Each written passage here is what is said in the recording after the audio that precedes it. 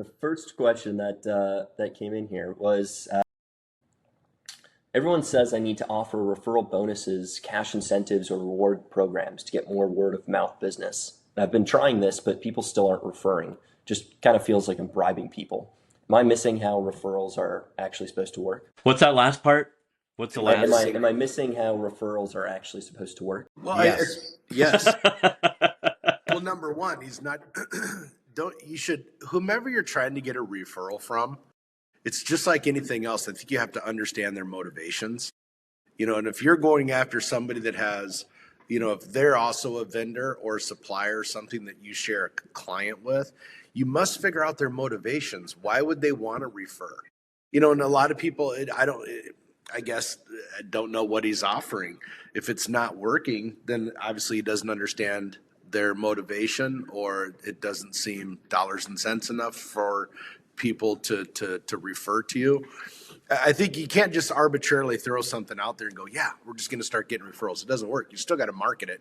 You still got to be in contact with people and use your system on the back end with the contacting them once a month or calling the ones that are A's. I think a lot of people just put that out there in print somewhere, and they think they're just going to shower in. They just sit back and go, oh yeah, I'm just going to get all these referrals, and it doesn't work that way. It doesn't work that way. What's the This is target's it's motivation? yeah, in situations like if they're going to, that's not really a. Was the last question that they asked? Yeah, they said, "Am I not understanding referrals right?" Yeah, so it goes just all right. Hold on a second. What are you trying to accomplish? I mean, it would be really nice if you just went around to everybody and go, "Hey, you know what? Just do this thing and it'll give you a referral, your referral fee, right?" Because that's what they're asking about, right? Is Mhm. money for a referral, Correct. right? Yeah. Yeah. So who are they referring for what and why are they referring? At home we have whatever the dish network or dish TV or something, whatever it is. And every once in a while they'll flash on their screen, hey, $50 when you refer somebody to Dish Network. And I go, I don't even know. Most people I know have cable, and a lot of people don't even have that anymore. So, so there's a couple things that just flashed in my mind, but the bottom line is, nah, one, it's not worth it. I don't really care. It has to be worth it, and I have to care if somebody's going to send you a referral. And typically too, um, we're You may looking not for trust them more. enough. Like Well, you're going, right, this network, I've exactly. had nothing but problems with you. I'm going to refer someone to you now. Sorry, I didn't mean to cut you off, but you have to work it. You can't just have it out there, right? You got to build trust with these people that they go, man, you know what? You're a good company. I want to refer people to you. And you do that if you have trust in some sort of relationship. I didn't mean to cut you off, John. No, no, that's fine. Because what Chuck is describing is what you want is a recommendation, not just a referral. Mhm. So, we call them referrals. In my book, I call them referrers. And I would think today, if I wrote that again, I would probably call it a recommendation, a recommender, because a recommender will do this for no money. They just know that they're doing the right thing. Oh, you know what? You have this thing going on. You should really call Chuck. You should call Ian. You should get a hold of John. Whatever the case is, you should really do that. They don't want any money involved. And if you offer them money, they'll often kind of feel shoddy. They'll go, you know what? I didn't do it for money. I didn't do it for that. It's not the point. I did it because it's the right thing to do. So that's a recommender. And ideally, you want recommenders. Uh, a referral partner often like people will say it's like a joint venture, right? It's almost like a mini joint venture, right? That's a mini joint venture. If somebody recommends or refers somebody to you, and like what Chuck was talking about is that you have to when you want to have a conversation with somebody. You don't want to just send something to them and go, hey, send somebody over here and I'll give you this money. You want to have a conversation with them and ask them, they might not even be worth your time to even do this to. But if I spam a million of them, maybe. But that's not going to work either. But if we have a conversation with them, we go, all right, talk to them about what they're doing, and you ever have these? Here's what I do, and here's how it's a benefit to the people that you work with, because we probably work with the same kind of people. When these kind of things come up, we're really handy for them to have, or handy for you to have, depending on who you are. Because sometimes they get in a jam with your service, and we can help them out. They have to. One of the first things you said is you have to understand your client's motivations, and so, or your referral partner's motivations. So if you understand their motivation, you can help them understand how this is a real benefit to refer or recommend people over here. And now whether they're doing it for money or they're just the goodness of the heart is just how it plays out. Because often they'll go, well, what's in it for me? Well, we'll help you out of this jam. We'll help your customer out of this jam so they don't leave you. And often that's enough. But sometimes it's not. They go, well, yeah, but we can do that with a million other people. All right, let me throw some money at you. Will that work? Because often they'll go, well, it's not really about money. It's about helping them. And then when you get a little further into it, they go, well, we would like to get some money out of it. How many times have we been down that road? But most of the people that have ever recommended business to us have done it for free. Because we've had the conversation, they understand the value, we understand their motivation, so we can speak to that. If you just send something to them, go, hey, what, you can make money when you refer business. It's not going to work that way. It's all like I brought up mini joint ventures. Most joint ventures don't work. You have to work them, and part of that is up front when you even try to create a joint venture. You have to understand their motivation. So there's communication skills here. Hey, you give them a jingle. Here's what we're doing. Let me send you information. Follow it up after you send it out, and then you've got it, and then get going on it. And then you have to work it. And that can mean a lot of different things depending on what the situation is. One being, like Chuck brought up, giving them a call every however often, every month, or whatever makes sense with this relationship, to keep them referring on the front of their minds. So sometimes they do it just because they like you. It doesn't. Yeah, You have to figure it out. There's a lot. Yeah, a lot of people do business with you just because they like it. Well, that's a foundational thing, right? Mm-hmm. If they like you, they'll do business with you. If they don't like you, they won't. So, you want to. So therefore, you want to have the right conversation with them, right? And make it about them, not about you, because they'll find you very interesting if you talk about them. So there's understanding their motivation, having a good conversation. And the best communicators rule the world. The best communicators make a ton of money. And if you understand this, right, you understand that you need to touch base on a few of these dimensions on their end. It's not all about a sales presentation, which is just so far off base, but it's what they teach us in the world. Hey, we've got this great thing going on. You're going to love it, da da da da da da. And you haven't even asked them if it makes sense to them. So there's communication skills, understanding their motivation, and then the follow up to make sure that it works is probably the three keys, right? Understanding them, having a good, getting a hold of them, having a conversation, and a good conversation, being a good, decent enough communicator. Understanding in that conversation what their motivation is, and then keeping in touch in the right sort of way, and then it works. So the answer to the last part of that question was, am I not understanding referrals right? I would say think about it that way and test it, and then feel how it works. Right. Would bet that it's going to your referral experience is going to be totally different in a good way. And I think too, you need to ask yourself, he obviously came up with something like, I want to offer X amount. What was the thought process to bring you there? Why'd you just come up with this? How did that, because you're thinking about you got to think about the referrer or the recommender. Quit thinking about because you probably went, well, I can give up this much on my deal and I can get a deal and it's worth this. I can make my money back in this kind of time, instead of going, okay, what would motivate a recommender to send someone to me, instead of me trying to just throw something out there. So. Yeah. And Chuck was almost he started to use the word arbitrary. Arbitrarily come up with some, and that's what a lot of people do. Mm-hmm. is it's just arbitrary. It's not based on anything. And well, I think maybe this works. Mm-hmm. Well, okay, but let's.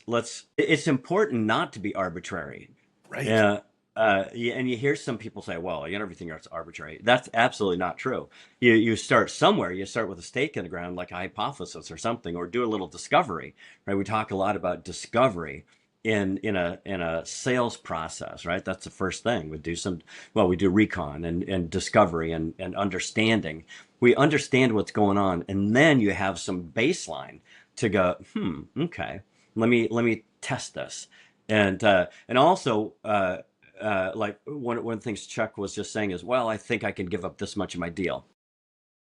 Often you don't have to give up that much of the deal. And if you lead with giving that much of the deal, sometimes they want more. And now you're in a weird situation.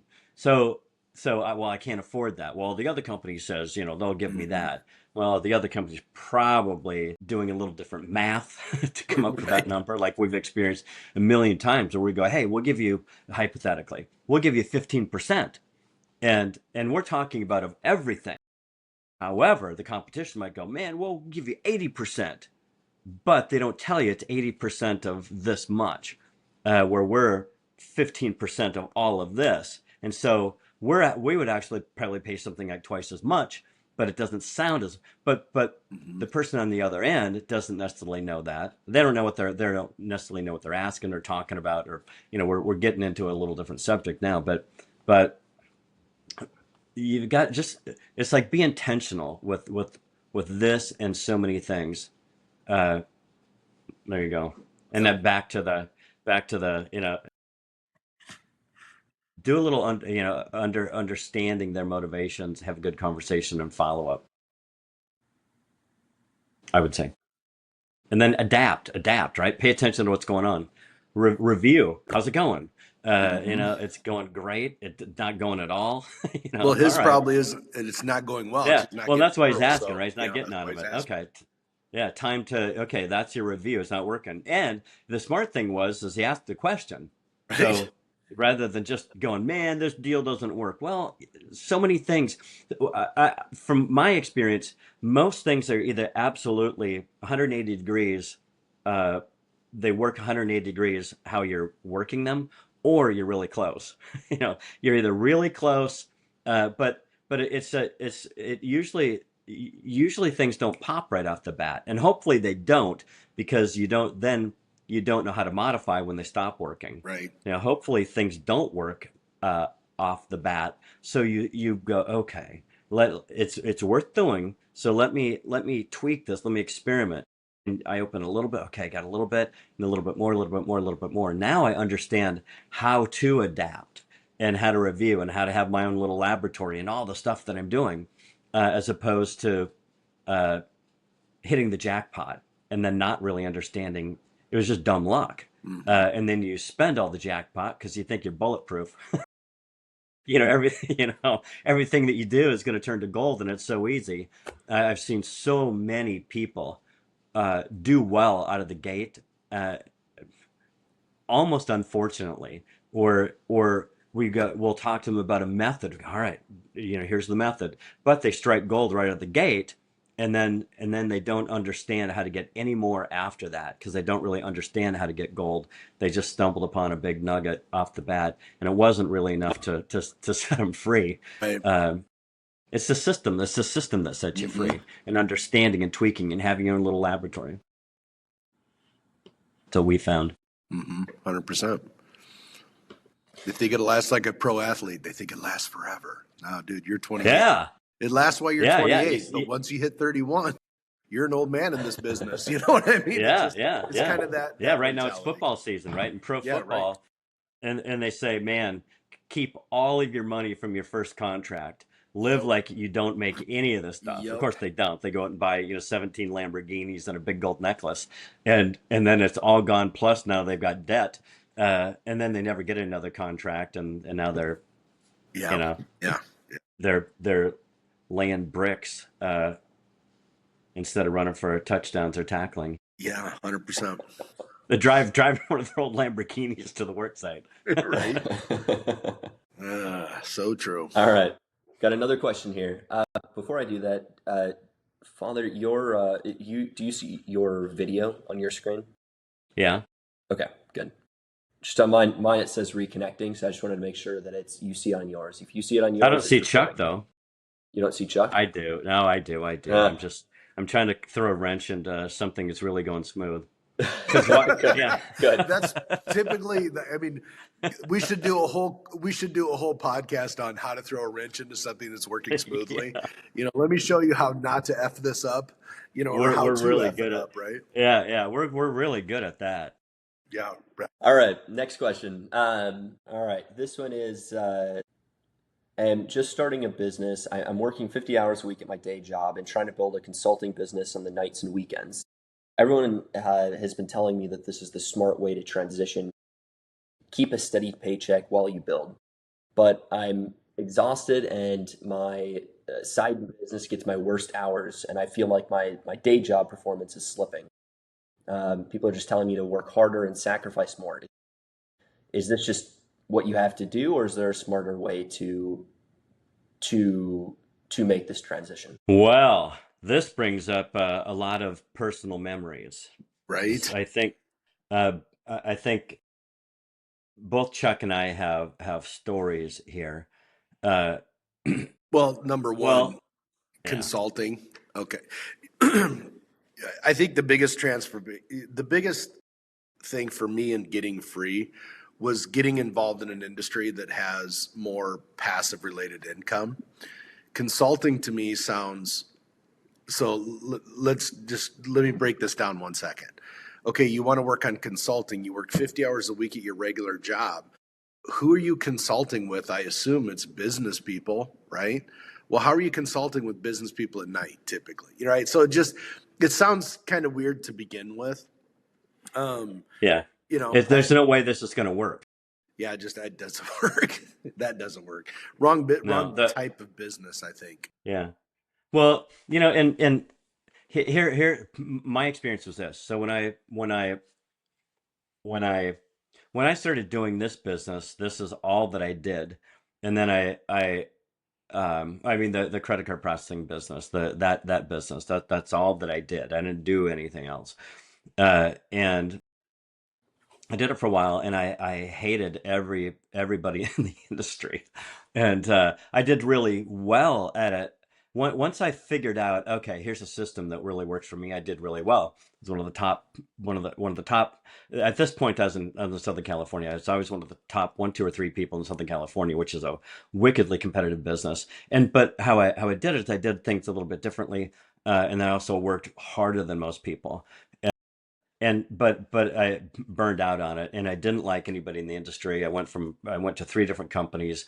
It was like, there's a U2 lyric that says, I drink bread and wine if there's a church I could receive in. And I couldn't, I didn't like any of these places. I left the industry and decided if I ever got back into it, I'm going to do this myself. I'm going to have my own company that does this, because I don't like being jerked around by all these people. But anyway, so when I did that,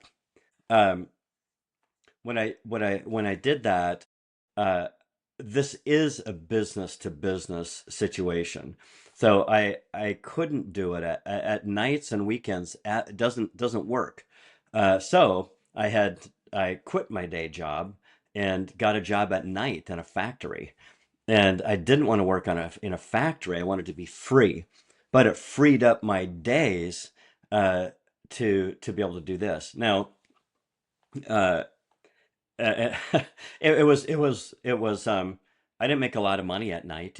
Working in a factory at night wasn't didn't pay all my bills, but it paid some, and it freed me up to do what's really important during the hours where the people that I needed to connect with were available. So I still, at the factory, I had to be there from 3 p.m. until 1 a.m. Monday through Thursday. So which meant that I didn't get home and in bed until about 2:30, and then I had to get up in the morning with a 6-month-old, and and and work with the 6-month-old until about 12:30, 1 o'clock, when my wife got back, where she would have 2 kids, and I would go do a couple things on the way to the factory. It was really hard. It was really blurry, but within about, I don't know, it was about a year and a half. I had a lot of cash flow from my day work, and then they canned me, they sacked me, as they say in England, during the night job because they found me in a conference room doing my day work, and they go, maybe you should just go do your day work all the time. Hmm. And I said, you know what, you're right, and so that's what I did. But it's whatever is your main thing that you're trying to grow. uh, you can do things at night, in the weekends, as long as it's not geared toward businesses. If your work is with businesses, you've got to be free during the day to do work with them. If you're working with people, you're recruiting people for whatever you're doing, I don't know, or you're selling to people, you can do that in the evenings and, on the weekends. Like, long time ago, uh, uh, I had a little telemarketing company back in California, and we were calling people to go to timeshare presentations in Los Angeles, and we were down in San Diego anyway. That doesn't matter. But we would start. I forget. It's about 3 o'clock. We'd get to the office to get things cranked up, and really it was a 4 o'clock to 9 o'clock. Uh, um, Monday or Sunday through Thursday. We didn't do Friday and Saturday because it's hard to find people. But so that was to consumers. That was to people, not businesses. So what you're trying to, again, you have to. I think too, that sounds like the guy's trying to run like two careers, right? Like, well, my day job, and I'm working 50 hours a week at my day job. And I think what happens with a lot of people is they don't understand that sometimes, not sometimes, all the time, freedom comes with a little bit of sacrifice, right? So, like, if that were me, I would go, well, my day job that I'm consuming my weeks of 50 hours plus with is not what I ultimately want to do. So I need to figure out like a factory deal at night. I know I'm making less money, but it frees me up to be more productive in what I really want to do. And I have to figure out how to make that work then. See, what Yeah. people don't want to do is they don't want to give up that security of, well, I get paid vacation and I get 401k and I get, all like the piker stuff, which is good stuff. And I'm not dissing it. I think it's great to have. But if your motivation is to be free, you don't get that by working for someone else. You get that by running your own deal, right? So you need that 50-hour a week job. I would go, okay, maybe instead of driving a $90,000 car, maybe I need to situate my life a little bit differently, just in the interim, in the short term, because I can't afford an $1,800 a month car payment. I can only afford a $400 a month car payment, but it frees me up to get my dream off the ground. And then I can get a night gig working, making half or two-thirds the money, and then focus on what matters. He wants the best of both worlds, right? Well, I don't want to give up all the security of my daytime job. Well, how bad do you want to be free then? How bad do you want to be a consultant? You have to make choices here.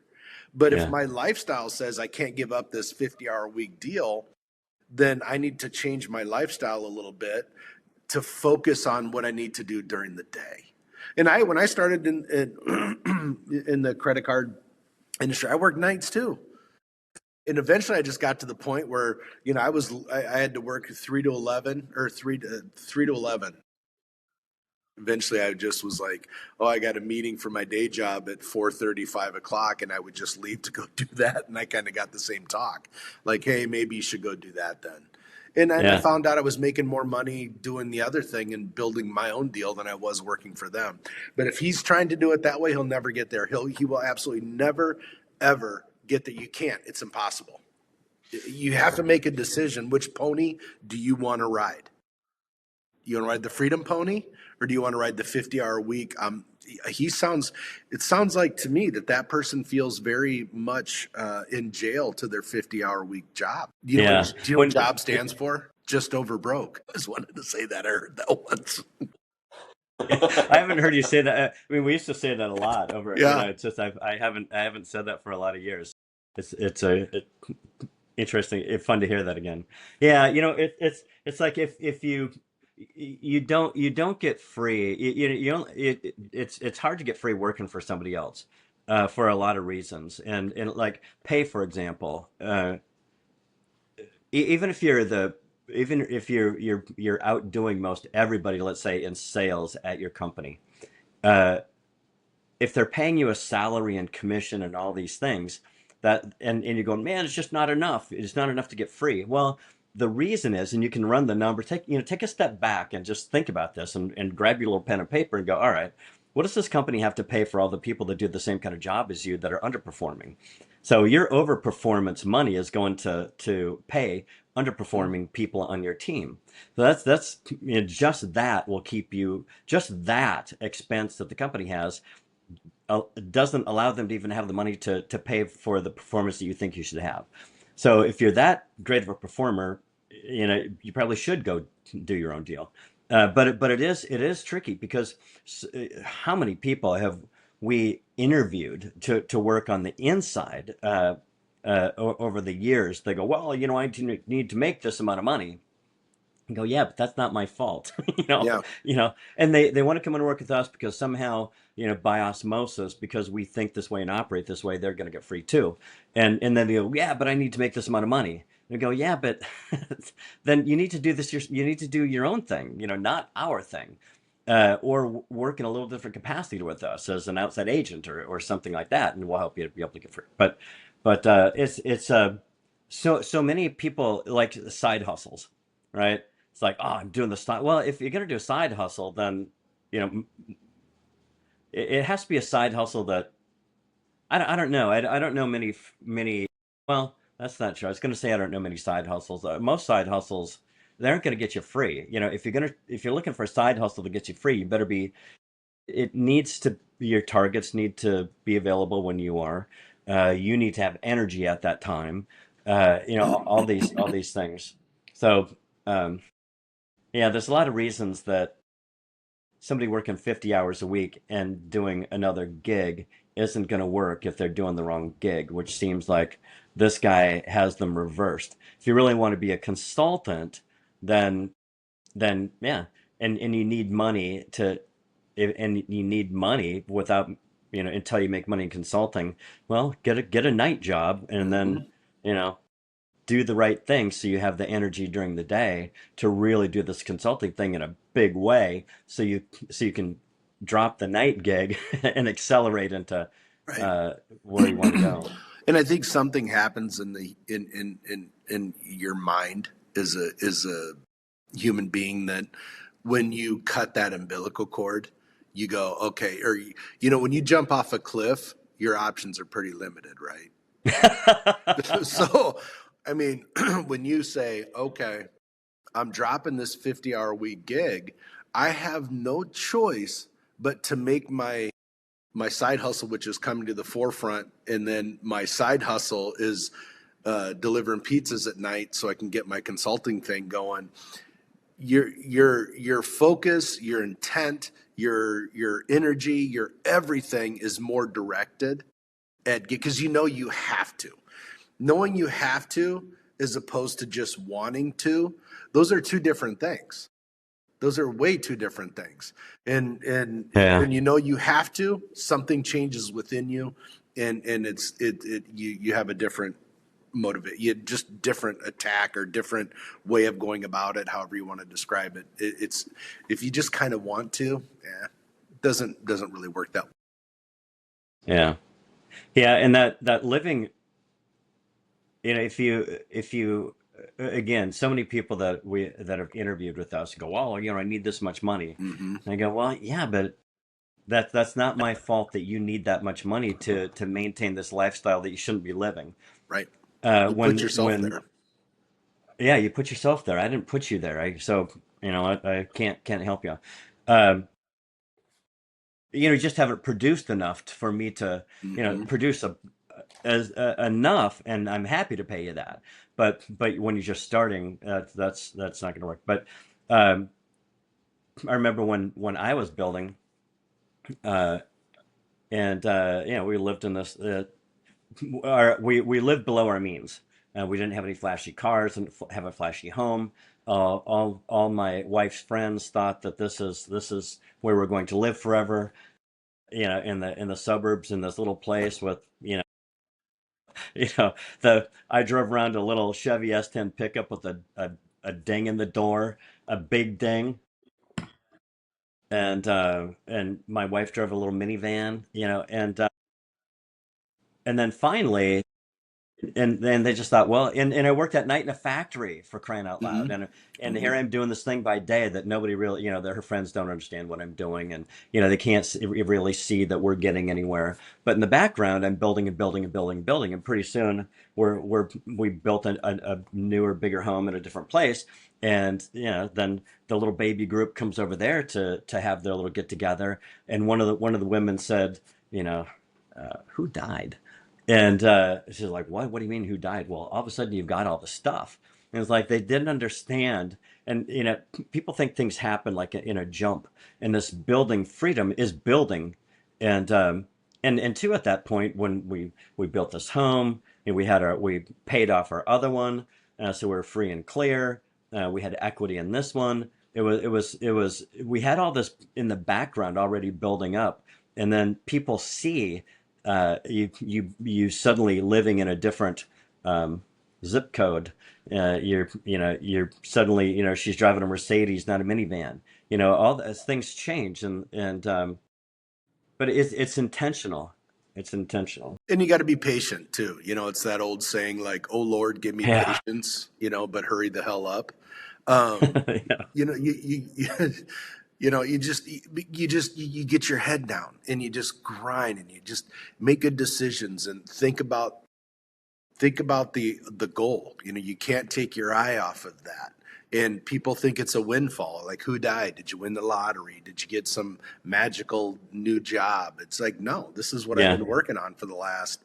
But even along the way before you're there, you still have freedom. It's just a different level.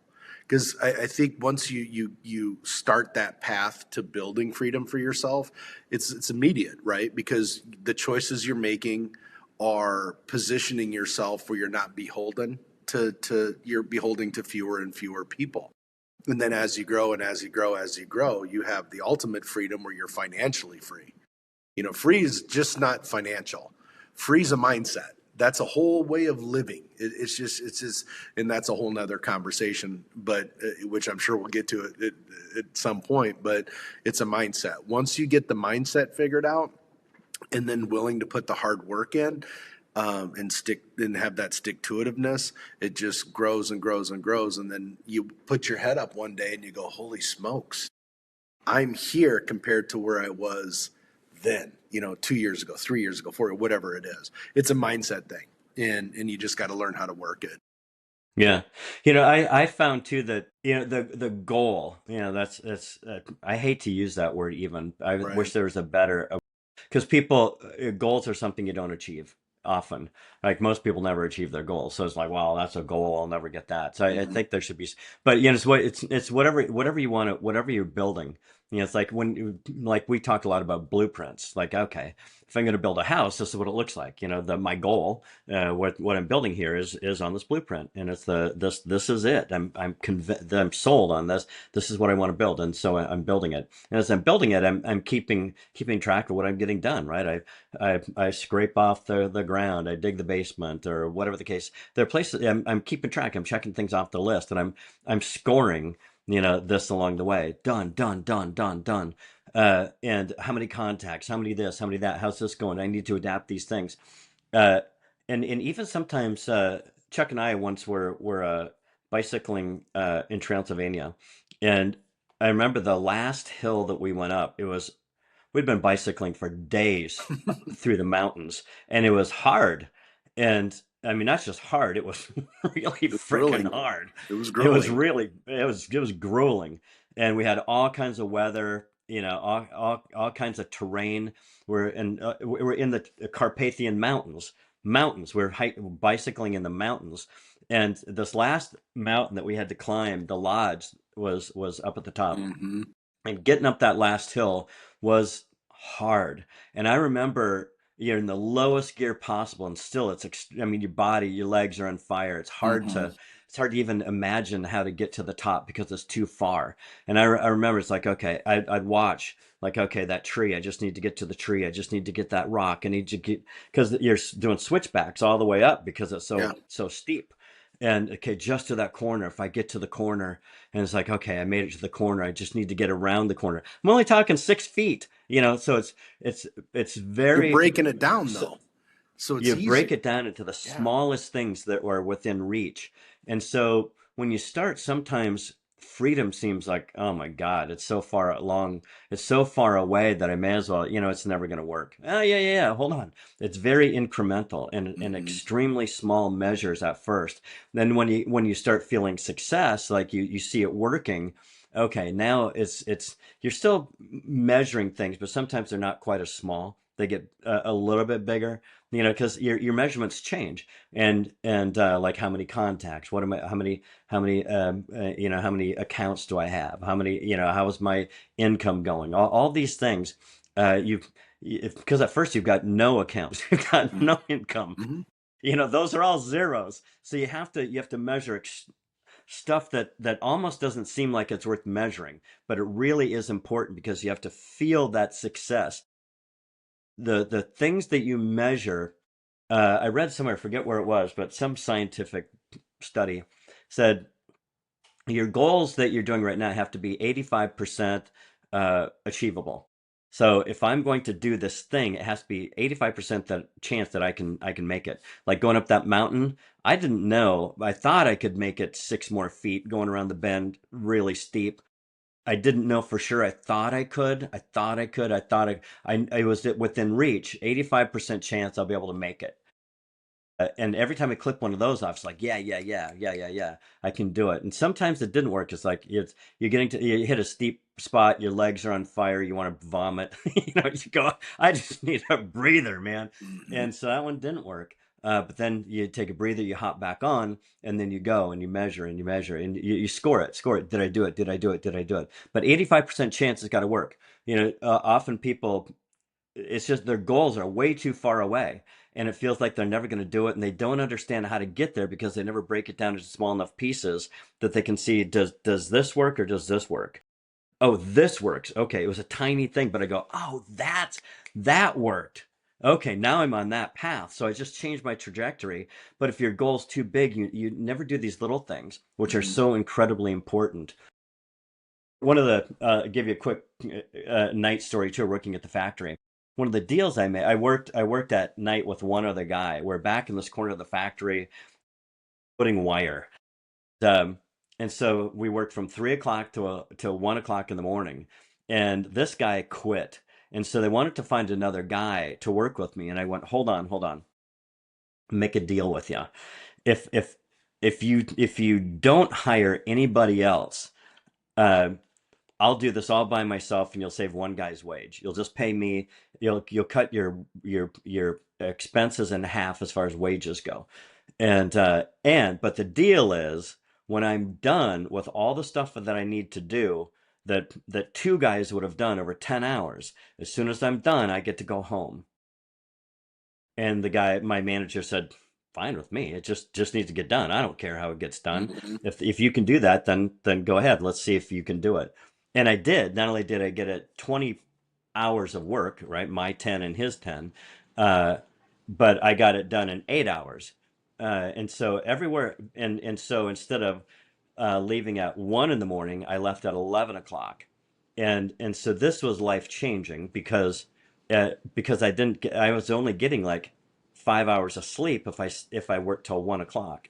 But if I work till 11 o'clock, I get 7 hours. 7 o'clock, 7 hours, I can be on the next day and do what's really important during the day. I have the energy to do it. 5 hours isn't enough. But how I was able to do 20 hours of work in 8 hours is scoring, like everything I was timing. It's like I'm always looking, how much time, how much time, how much time. Okay, I can get this done. I can get this done. And my work wasn't shoddy. It was doing the right thing in the least amount of time. But most people drag stuff out too. they do things ineffectively. They're taking breaks. They're looking at their phone. They're doing all these things. And I'm like, no, let's hop to it. And I got all that There's a stuff done. mindset there too. Yeah. Is you either have the mindset of someone who's paid hourly, or you have the mindset of someone who's paid by the job, right? I've always liked being paid by the job, because if I can do the job in 8 hours as opposed to 10, and not in that case because it was a little different, but if you, then I can make more money per hour. See, I always looked at Right. it that way. Like every time I'd add a new account in our industry, and helping a new merchant accept credit cards. Every time I touched that file, if I touched it once and my commission was $300, I made $300 per A touch. touch. Yeah, if I had to touch that 10 times, I only made $30 a touch. So I was constantly measuring that. And then what happens is you force yourself to build in more efficiencies. And the more efficient you are, the more ground you can cover, right? And part of the and granted, back when we started, I mean, there were no cell phones that you were looking up stuff on the internet. I don't even think if they were available, I would have anyway, because freedom was much more important than whatever came in on my phone right now. You Well, know what remember I'm saying? lunch.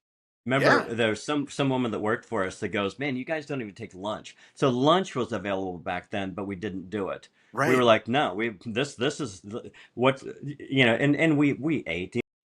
We're eating stuff, but it's not like, oh, I'm gonna go take a lunch and I'll be back in an hour and a half, whatever it takes. No, no, no, no, no, no, no, no.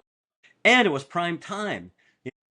Most people are, and then you come back after eating and you're tired. Well, because that's what your body is doing. It's using the energy. So what we would often do is at 1:30, 1:30. If you're gonna grab something to eat, it's 1:30. Everybody else goes, well, they're starting to knock off about 11:30, thinking about, oh, who's gonna run for lunch? But where should we go? What should we do? And then they finally go about noon, and then they're done about a little after 1 when they should be ready to go at 1, but they don't. And then their afternoon is tired and they get nothing done. And so meanwhile, we were still on full speed at 11 o'clock, 11:30, 12, 12:31. And finally at 1:30, it's like, okay, Got to if eat we're something. going if we're going to have a break, it's then. And now we're taking a break when most people are Yeah, trying to heave their carcass uphill after right. having a bloated lunch. And they haven't been effective since 11 o'clock anyway, and they probably weren't effective then. But it's Chuck, this came from the point where Chuck was saying it's a different mindset. And so it's a like an entrepreneurial attitude. And it doesn't matter if you're an entrepreneur or not an entrepreneur. If you've got this entrepreneurial spirit to you, this like, man, I want to go into my day and live my day with an entrepreneurial spirit, however that means, whatever that means in regular life. It's just spirited. It's like, man, I'm excited. I'm getting this stuff done in life. I'm creating, I'm building, I'm doing all, it's that. So it's important to be doing the right work, that's how you feel in that work, and to be thinking about that in your days too. Because there's life and work are all the same. Most people spend most of their waking hours for the best parts of their life working, and they're often doing that, kind of, doing that. It's just ineffective way about going about things, and they don't quite connect why they never get where they want to go with what they're doing and how they're doing it. Uh, but they don't have to miss all this stuff. It's just looking at it a little bit differently, and wanting a different end result out of life and work. So, there's a certain archetype of person where, and it seems like it's oftentimes tied to people who are have that more entrepreneurial spirit, where, if you hand them an axe and you incentivize them to cut down trees and you toss them into a forest, they're just going to go crazy and just chop down, all the trees all day long, 24/7. Within within within this frame that you guys are this approach that you guys are outlining, how do you go about structuring your day to make sure that you're not losing focus on the other things that are important, family and health or whatnot, that people oftentimes reference it as having a balanced life. Yeah, but how do you guys go about doing that, but doing it in a way and incorporating, making sure that you're doing the things that you need to, and focusing on those points where you touch it, and you're generating that really high return on those touch points. There's a lot of questions embedded in there, Ian. Yeah. Because you said work-life balance. Can we point at that one first? Perfect. Yeah. I don't like the word balance. I think it's a terrible example. I think it's a terrible word to use in this context, because just for fun. So if you're balancing, for example, like if you stand up and balance on one foot and see how long you can do that. You can't do it for very long. You're gonna fall over. You can't do it. I bet you can't balance on a 1 foot for an hour. You can't do that. Or like if you balance like 40 pounds in one hand and 20 pounds in the other, how long it's just balance. I don't like it. The balance isn't, I think a better, there's a better way to look at it. And I get, people go, they'll tattoo it on their forearm. They'll have little stones, where it's etched balance, and they'll have it on there. But what does that mean? What does it really mean? Uh, I think it means you've got one side that's this and the other side that's that, and they're opposing. They're not. But if let's back to that example of stones. If you held them both close, like to your chest, you could hold it a lot longer than you could if you tried to balance them outside. And standing on 1 foot, why don't you just stand on two? And I believe in like alignment. Like let's just align these things. It's more intentional. People think of it as a dichotomy of work and life, but I think no, it's all one thing. It's life.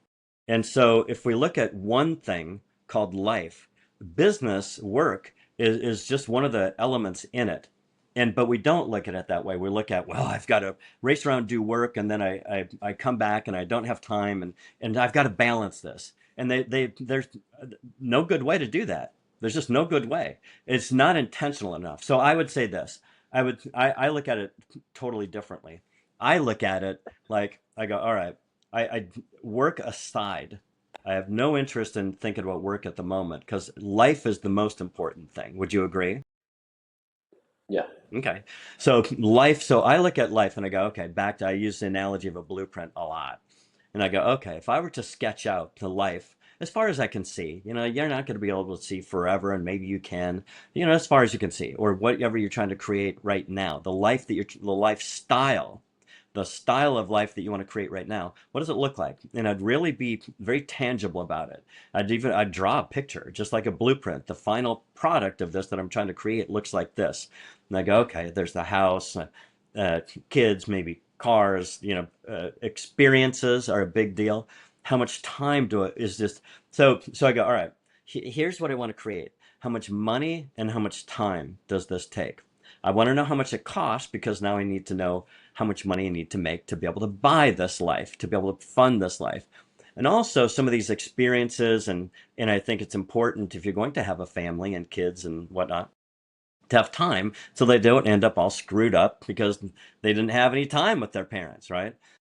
So so I go, okay, then if this is the life, I see how much it costs, because I literally draw a little price tag on it, and like a little string and a price tag, and I put, here's how much it costs per month to do that. So now we know how much money I need to make per month, and I go, okay, how much time does this take? How much time do I want to put in it? How much downtime do I want to explore things I don't even know that I'm interested in yet? And so I need to do something for my work to be able to make the money, because that's how we make the money, right? Is to work. So now I need to choose the right sort of work, or design my work in such a way to make that amount of money, and to be able to have that amount of time.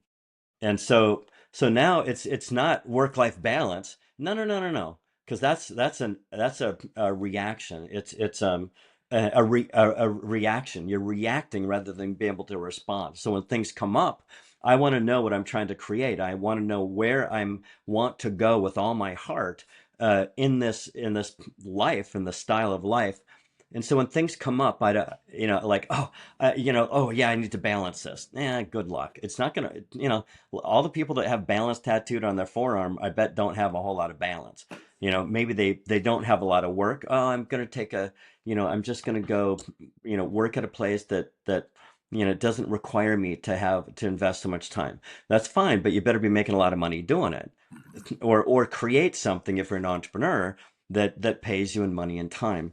So I think that the short-term reaction is, oh, I need to have balance, because that's what you hear out there. Oh, a balanced life. We need to find balance, balance, balance, balance. No, we need to figure out what it is that's important, and go about this a little more intentionally, so we don't feel like we need to balance things later. Does that make sense? Hmm. It does. I feel strongly about these things.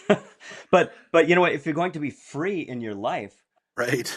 it's not reacting later and going, oh, I need to balance. And, this is Balance a is often a lifestyle frantic thing. reaction. That's a Hmm. Yeah. lifestyle question. Are there days where you go, I got to do this today. I can't go do that. Sure, that's going to be in any life, right? Yeah. But as Yeah. far as lifestyle's concerned, it's got to be. It's all it's together. Yeah. It's all at one. It's not like It's one thing. it's one. I mean, Hmm. because we've all had a situation where you go, I can't go to this today. I'd love to because I got these things going on, or you just. But it's prioritizing, and it's being efficient and in finding. That's why I've always liked the passive income route, because every time you add a new client in a passive income route, you're replacing, you're adding something, you're adding money, right? Like every time I add a new client and I'm making $100 more a month, let's say, just to make math easy, I'm adding $100 more a month. There's $100 less a month that I need to be concerned about. It's like taking it off of here, and then I can focus on things that enhance my life differently. It's Hmm. just it's different. It's different. And I see it all the time. Oh, I work 50 hours a week. I can't start my consulting deal. Or I work 50 hours a week. I can't be at my kid's deal. Well, you need to restructure that because that's Hmm. not free. Yeah. So I think of this as balance. I've got to balance this and that, or it's Right. like, all right, it's one thing. You know, it's Hmm. it's you know, it's got to be one thing. And these aren't, I don't think these are like two different parts. It's like one of the same, and it turns.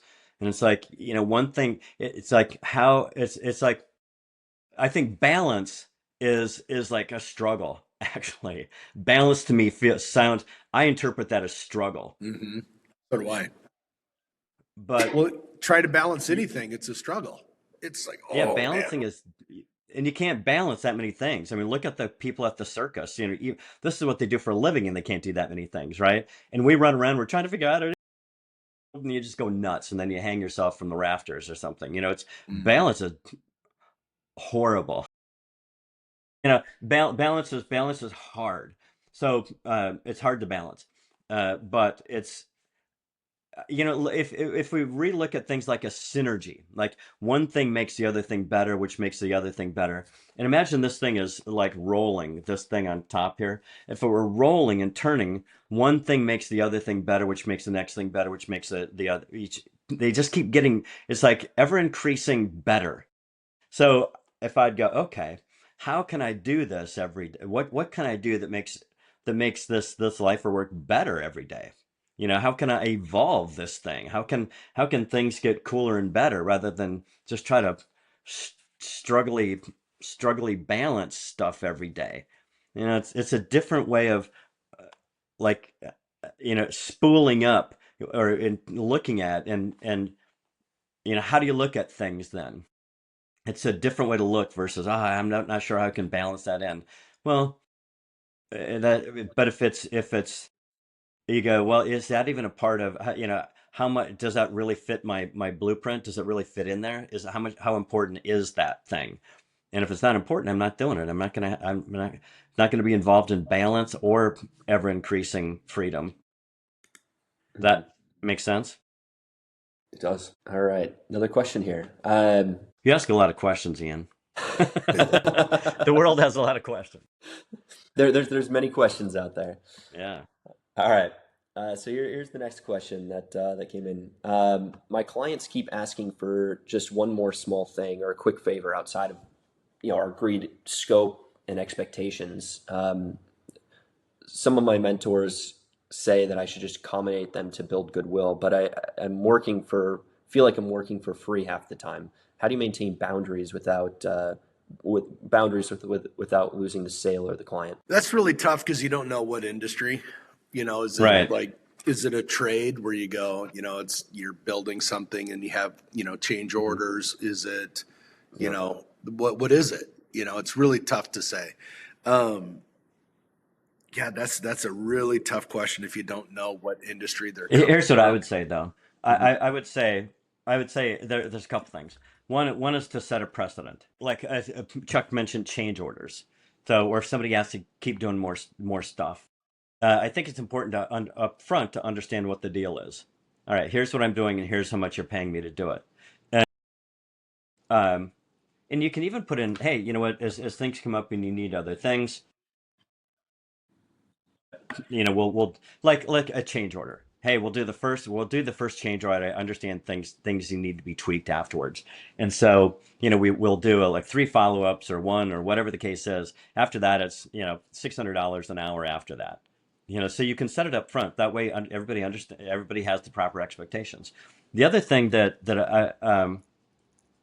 is like within this is a little different answer. Maybe it's a little different question, but one of the things that, like, when we're talking about price, I know this just came up again. It's probably a tangential sort of thing, but like price. When people try to get more for the same amount of money, I'm typically not for that. I'll go, I understand what you're asking for. I can't do that, but I can take a couple of these things out of there and we can lower the price. Would that help you? So maybe up front when you're whatever this person's business is, we go, all right, here's the deal. Here's how much it is, how much it costs to set it up. Or like let's say uh, Chuck and I own some real estate right now that we're selling. And we're doing it for sale by owner, and instead of having a realtor, we're having an attorney do this. And so when I talk to the attorney, I go, well, how much typically is this? What does it cost to do the agreement? Da da da da da. And she said, oh, here's how much it is. And if you need things later, here's how much it is per hour. Okay, I understand. So when I go back to her after her original thing, if I want to go back to her, I know I can't just ask her for Gotcha. all kinds of free information. Hmm. It's going to cost me X amount of dollars per hour. It cost Chuck and I out of the proceeds of the sale X amount of dollars per hour. I think it's important to understand up front and to be clear and not give it away. And when you set precedents too, like another sort of tangential thing is how much time you spend with somebody. Like if you have a conversation with somebody for an hour, and your next conversation, they're going to expect something similar. Yeah. Or let's say it's not even your second call, it's about your fourth call. So if you go an hour, an hour, an hour, an hour, they're going to expect on the fifth call an hour. Mm. And if you don't provide that, they're going to think that you don't like them, you're shoddy, whatever the case is. But if you keep giving that time, they're going to keep asking for it. So if I keep giving you hours, then I can't do that. So what I need to do is, if we have an initial conversation that takes an hour for me to get you as a client, and our next conversation is um, it probably is going to be shorter. Depends on what's going on, or what the question is, or what the scenario is. It's probably going to be shorter because I we've already locked in our transaction. All right, the rest of the stuff has to be clickety click for both of our interest. You can't think that I'm going to be on the phone with you for an hour, Well, you don't a need to be. lot going, but you don't need to be. And you got to set it up that way up front. Like, You need to. It's your right, responsibility because right, they'll spend all day because their time's not valuable and yours is. right. Mhm. And there's little tricks you can do, like, when you call, because, I work with people that I know when I called them that they expect to have a very long conversation. I'll start that conversation with, hey, I wanted to reach out to you real quick because I've got the meeting in like 5 minutes. you build in fuses to quit, so you don't get hung up on that stuff, because that sucks. And it's like, and also do that when it becomes to the scope of work. Go, hey, we got enough time to go out and we're going to complete this, and then we got to be on to something else, so they know you don't have all day to sit out there and we're not coming back, or whatever it is you're selling. You can't keep, people will beat you down to get as much as they can for free. I mean, that's just what people do. It's natural. Can't blame them. I'd probably do the same thing. But Does that help? Yeah. So it's like setting a precedent. yeah. Meaning in your how much time you spend with them up front, and then the another call, and then maybe the third call, because you start coming like, all right, hey, what's going on? Okay, and you sort of cut it short. That makes sense. Good. And you go, hey, got it. I have to run, and so they get used to like, oh, when I talk to this person, their time's valuable. So if you give them all this time, they don't value your time. So Right. set a precedent. You have to shape this how you want it to go. You don't want them sucking up all your time, because you're going to go broke, and they're already broke. That's why they don't value their own time. Or if you have an agreement with them, understand up front. Here's the deal. If you're a consultant, like an accountant, attorney, any sort of consultant, yeah, when you pick up the phone, you hit the little bing, and the little thing on your screen, and that bills. So they understand that they're being billed $600 an hour, whatever the number is, for all your time. Call all you want, because I'd rather fill up my day, if that's what you want, if that's your job. Well, and just make sure they understand the scope, right? Like, Yeah, I'm going to understand ask enough questions. Because see, a good salesperson, what they're going to do is they're going to look at a situation and all these things that whomever this guy's clients keep asking him to do. If he were a good salesperson, he would be uncovering all these needs up front to give himself an opportunity to upsell. Okay. So like, I'm going to look farther than just the original scope of work that they're asking me to do. And I'm going to look for opportunities to upsell. So when I've thought through the whole process, there's nothing else to ask me to do, but yet maybe I came out of that sale with 20, 30% more revenue than I anticipated going in, because I did all the right discovery, and I made sure the scope of the work was clear and how it all laid out. So you gotta, clarity is key, man. Everybody's got to know what the gig is going into it, and you can do that in a very polite way, if you will, where they don't feel weird if you go, well, if you want me to do that, I gotta charge you. And it leads me to just one quick thing that I want to add to that, is that even though through my 30-year sales career of selling credit card processing, I got to make the decisions on what I sold it to them for, right? Like whatever rates I was charging, whatever I was charging for equipment. But see, the trick is you cannot be the decision maker in front of that client. I always used to go, hey, let me call my underwriter. I'll have to ask the underwriters. Well, I'll try to get this past them. So they didn't. So if they asked me to do something in addition to what I did, I go, I need to run that by someone else. I'm not the decision maker. Then I go, hey, usually it's $300 to do that, but they said I could do it for $2. And it's like, okay, now I've made more money. Now they feel like they got a better deal. So it's like, you got to understand the psychology of all this stuff going on. One, ask the right questions, figure out the complete scope of work, make sure it's clear on what the scope of work costs. And then if they ask for anything in addition, you're never the decision maker. I need to call and get that approved. Come in. Hey, I'll give it to you discounted. Meanwhile, you made more money and life is great. And they're happy. They think you know what? Because that's how I don't ask them to do their job for free. Why would you ask me to do mine for free? That's just not how it goes. Yeah, that's a really good point. And people usually don't think of it that way. But when you flip it around, you see Ian suddenly nod. Yeah. Yeah. It's the first time I've seen him nod all day. It's weird. Besides nodding off when we're rambling. Nodding off. Yeah. All right. I think we've got time for one or two more questions here. So next question is, I've built a I built a successful home services company, but I'm the bottleneck for everything: client relationships, sales, key decisions, quality control. Everyone's telling me to systemize and delegate, but my clients specifically want to work with me, and I have a hard time trusting anybody else to maintain our standards. How do you transition from being irreplaceable to being able to step back without losing what makes your business special and what's enabling you to grow?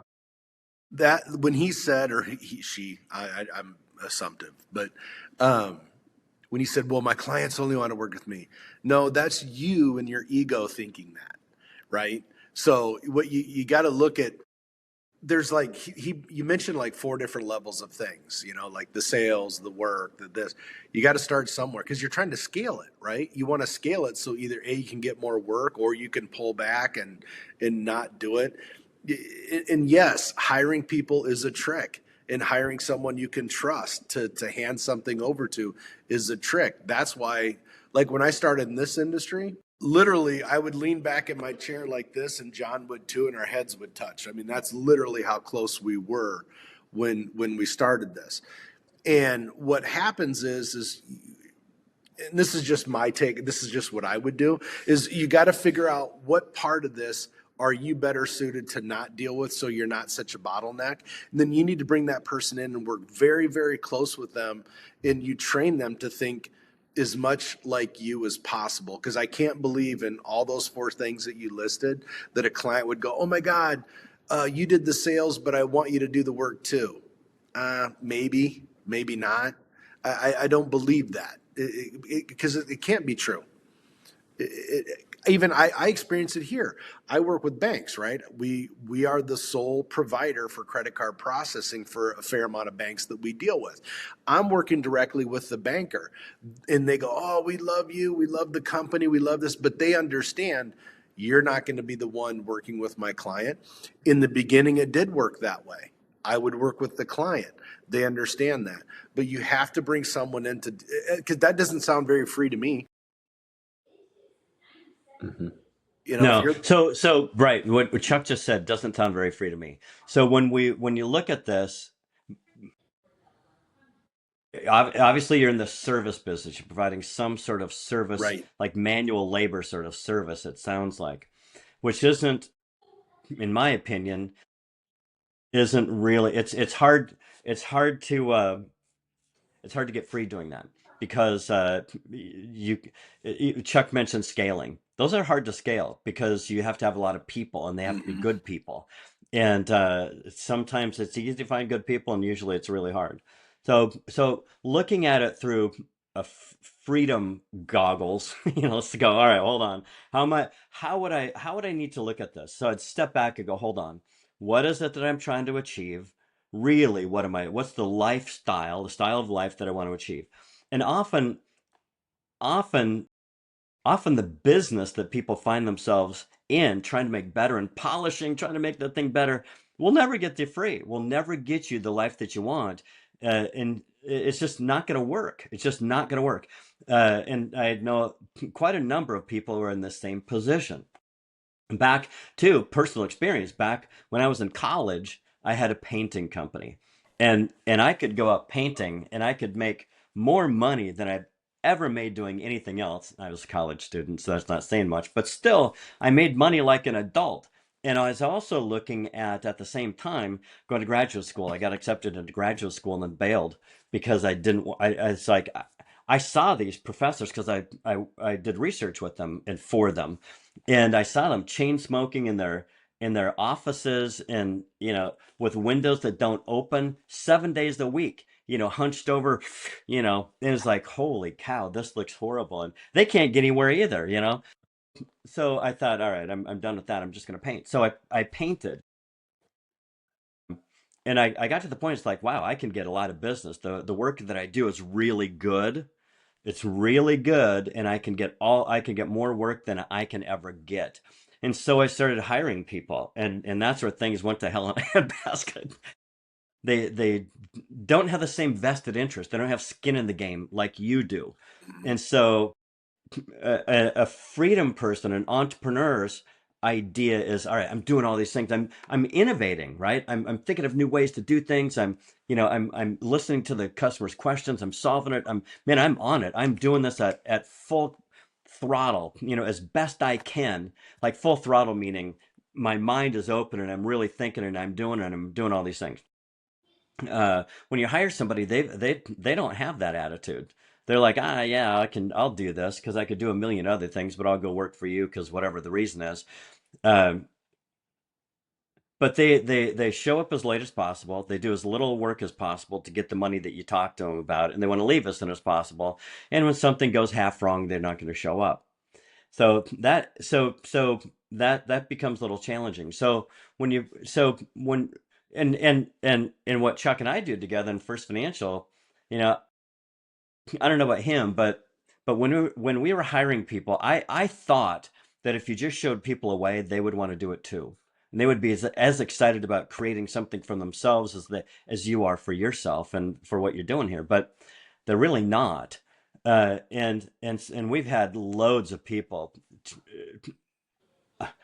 thousands and thousands of square feet filled with people that are just doing that employee attitude sort of thing. It's like, man, it's like this is really hard. And and when you bring on customers and they call one of those people who, doesn't necessarily do the job that you would, that's not good for business and it doesn't make you feel good. It feels angry. It's just not good. So anyway, so and for a handful of years, we just, as people would leave and drift off and go do something else, we didn't replace them. We didn't replace them. It's like, I don't know what the answer is. So you really have to bring on the right people. Uh, so I'm going into this in a lot of detail, right? Because when you go down the road of bringing people on, we found that when people have skin in the game, they're more interested in the end result. Like even so, how do you set things up so people have skin in the game? Like they can make more based on doing things better.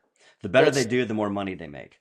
Uh, well, who was it um, that CFO or from Enron? I know Enron's not a great example because they blew up and went, but they said never underestimate the power of a good commission plan. yeah, So that was Enron. and And I think what a lot of and I'm sorry to interrupt you, but a lot of business owners understand that I'm going to do it anyway. No, but yeah, um, you can't make the same money if you have X amount of business and you're bringing someone in to get rid of that bottleneck. That person has to complement your business to free you up because now that I have to pay them, I have to make less, so I need to do more business, right? I mean, it's you can't expect to make the same money, and a lot of business owners think that, well, I'm going to bring this, I should still make the same money.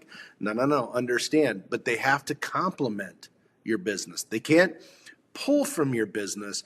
We have to be on the same team here. And a lot of times, and it sounds like in that scenario with a home service related deal, you've got you can't hire everybody at once. You got to take your time and do it right because finding the right people is very difficult. That's been our experience. yeah, finding the right people is difficult. We like to get people skin in the game. So we like to, as we do better, they do better. Because like Chuck made a good point. It's like, okay, what are you bringing these people on for? To get more time or for more money? Or, because it's going to take a long time doing the service business to have more time and more money because you have to build it so big that you don't have to spend the time doing it. And that's almost never going to happen. But when you do have people, when you have people with skin in the game, they do take a little entrepreneurial attitude. And of course, you've got to find the right people too with the entrepreneurial spirit that want to come in and work with you. You've already got this thing established. They don't have to build it. They can come in and launch off the platform you've already created. It's important that they have the right mindset and they're the right people, right? Because some people will go, yeah, I want to do that, and they're not going to be innovative. They're not going to find the right answers. They just want to come in and make more money because that's the pay plan. So it's not just the pay plan, but it's the right person or the right pay plan. So that's an important thing. Um, one of the things that we do too is like when you're selling, like we have a lot of salespeople, and often what we'll find them doing is they want to do all the customer service too. So they'll go, oh, if you have any problems, you just call me. Nah, I never wanted to do that because I wanted to spend more of my time selling and I wanted the service to go to somebody else. Mhm. But I knew that sometimes the service that my customers got wasn't the same level of service I would give them. So I always say this. I always go, hey, and if you have any questions about any of these things, be sure to call this number or this person. They're the best place to go because they can see all the stuff, they can fix the things. Now, if you don't come out of that experience feeling, like you just got tickled and excited about it, call me. And I want to always make sure that you're having the right experience and getting the right thing out of this. But I always call them first because, and I'm not, and understand the difference here. I'm not just saying call them, don't call me. I'm saying they can help you better because they have more access to what your questions are going to be, where I don't. But if you don't get the kind of level of response, service, whatever that you're looking for, always call me. Here's my cell phone number. You can always call me, and that takes almost all the pressure off because hopefully we've got the right person that we're sending them to call first, and almost never do they call me. Almost Right. never do they call me. You set your table. Because what's that? You set your table. So I set my table. Yeah. Right. So that's a really important piece. That's what we found. Even even on my voicemail, like at my office voicemail, if you call it's the same but different. Well, it's different. But I used to get a million calls, and it was usually never for me. It was usually for something else, and I'd have to transfer it to somebody else or talk to them about it. Even my voicemail, Chuck said, setting your table. My voicemail says, see if I can remember what my voicemail says. It says, hey, it's John Leisland. Thanks for calling. If you're a merchant and need help, hit 1. If this is an emergency and you need me, call my cell phone. And that's in essence what it says. Oh, okay. Oh, I have a question. Oh, hit 1. Because all those that didn't hit 1 before would go into my voicemail. Now I've got to deal with them. Uh, and and and if it's somebody I don't know, they don't have my cell phone. I want to talk to them anyway. So, but if they do, then and I went from having transferring calls every day to having none of those for about 6 months. So it's Chuck's at setting your table. So there's little things that you can do along the way. Call, if you need something, call this person first because they have more access to it and they can help you quicker. Because I imagine you want to be, if something comes up, you want quickest and best, right? So call them first. If you don't get exactly what you want, call me, and then call me. Yeah, yeah. So I would say you have to be conscious about the right person. I like giving them skin in the game. Even people that work in support for us, customer support, make profit sharing a percentage of our profit. A percentage of our gross profit, not our net profit. If we end up losing money, they still make more money. Mm-hmm. So it builds in a way for them to get a raise, to create their own raise, which also takes the heat off us from going, well, okay, every year we've got to do a review and okay, is it 1%, 5%? They don't want that. And I don't want to spend my time doing that. Everybody hates that scenario, but Mm-hmm. most employers won't take the time to figure out a different way. They go, well, here's how it works. And then they do it the same as everybody else. And nobody, they all hate it.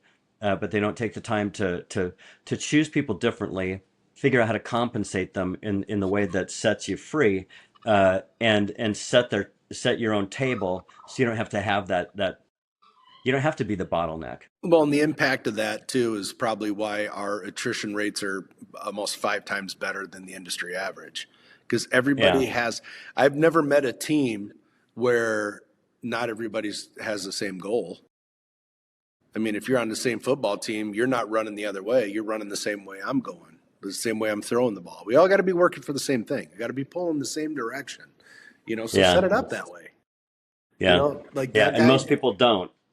Right. And a lot of employees, they go online and go, well, for doing this work, it looks like I should be making this amount of money. Go there. Yeah. I would say too, people who are looking for a job, they shouldn't work most places. They should really look at the employer and go, let's because they should be more intentional themselves too. It's not just, oh, where can I make more money up front? It's like, well, what am I doing here? Does the spirit, the zeitgeist of this organization match mine? Am I, do I want to spend my time with these people? And you go, oh, I can make profit sharing. How does that work? And where does that lead? Where does that go? What does it mean to me?